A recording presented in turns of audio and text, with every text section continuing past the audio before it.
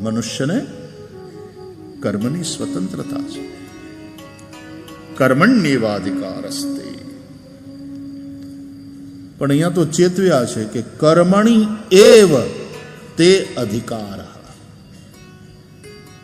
અહીંયા અધિકારનો અર્થ છે સ્વતંત્રતા.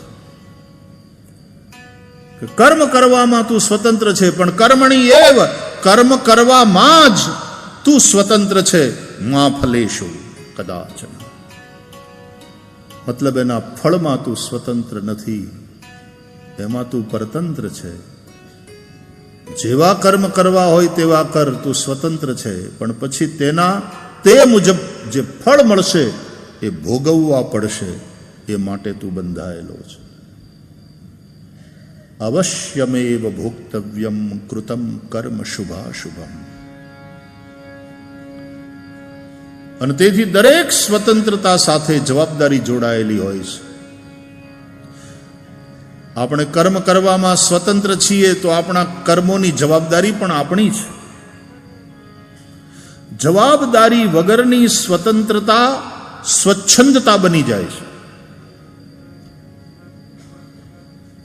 કર્મણ્યેવાધિકારસ્તે મા ફલેષુ કદાચન. મા કર્મ ફલ હેતુર્ભુઃ મા તે સંગોસ્ત્વ કર્મણી. આવી રીતનો આખો શ્લોક છે ભગવદ્ ગીતાનો.